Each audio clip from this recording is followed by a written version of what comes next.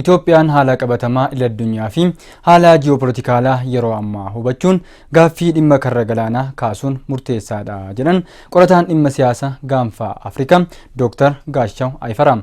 Gabaasa Andu'aalem Mannaniif Awwal Siraaj.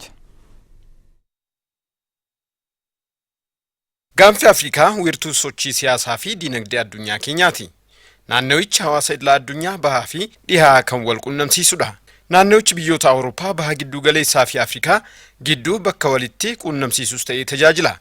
Naannawa taateewwan kunneen ittiin raawwatamaa jiran keessatti argamtu Itoophiyaan damee kanaaf xiyyeeffannoo guddaa hin kennine jedhu qorataan ጂኦፖለቲክii gaanfa Afrikaa ዶክተር ጋሻው አይፈራም 20-30 ዓመት አካባቢ ላይ የባህር በር አልባ የሆነ ሀገር ነው ብይ ኬኛ ኢትዮጵያን ወጎተን ሶዶመ ደርበኒፍ ከረገላናን ቀብዱ ሐሉመ ከናን ቤኩምሲስ መድሲፈማን ቱሬ ሆጂሌ ቆረኖስ ተይ ኪታብሌን በሬፈማ ቱረን ፌዲ ሀዩሌ ሙራሰረቲ ከን ዳንጋን ቱሬ ከናፍ ቤኩምሳን ዳንጋኡኒስ ሙደቴ ቱሬ ጀን ያዳ ከናፍ ኦዴፈኖን ባኢን ቱሬ ገመ ከናን ከረገላና ደቡ ኢትዮጵያ ፊ barbaachisummaa akkasumas gaaffii karra galaanaa hubachiisuuf hojiilee gaafata. Kanaafis baay'inaan hojiilee qorannoon deeggaramuu qabu gaafata jedhan yaada. ደግሞ በአብዛኛው በጥናት የተዘገዘ አይነት ስራዎችን የሚጠይቅ ነው ብዬ አስባለሁ። ናንኖች ሀላ ተርሲማዋ ta'een bakka murteessoo fi fedhii hundaa ta'eera.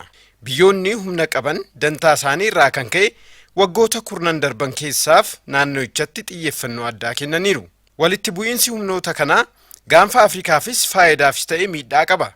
Kanaafuu taateewwan kana gara milkaa'inaatti jijjiiruuf gara haala siyaasaa biyya keessaa fi naannawa madaalawaa ta'etti ce'uun barbaachisaa ta'uu ዶክተር ጋሻው ሂመኒሩ አፍሪካ ቀንድ ላይ ያለ ጎረቤቶቻችን ጋር ያለው ወይም ደግሞ ቀይ ባህርና ገልፍ ኦፍ ኤደን አካባቢ ያለው ረኮን ናነዋ ጋንፋ አፍሪካ ዩኪን ናነዋ ገላና ዲማ ፊ ብዮተ ኦላ ጅሩ ሀለ ኢትዮጵያ ኬስ ጅሩ ወሊን ሀሪሮን ቀቡ ኦላናዳ ሀለ ኢትዮጵያ ኬስ ጅሩስ ሂደትኒ አፍሪካ ወሊን ቀቡ ኦላናዳ ከናፉ ሀሎተ ኬሶ ፊ አለጀኑ አመረቲ ሀገስሚቲ ኢትዮጵያን ዲማ ገላና ዲማ ፊ ገሎ ገላና ኤደን ኢፍቴ dhimma keessoo jettee yoo yaadde furmaata yeroo ta'uu danda'a malee furmaatan ta'u. Gama birootiin immoo dhimma alaa yookiin naannawicha yoo jettees hin ta'u.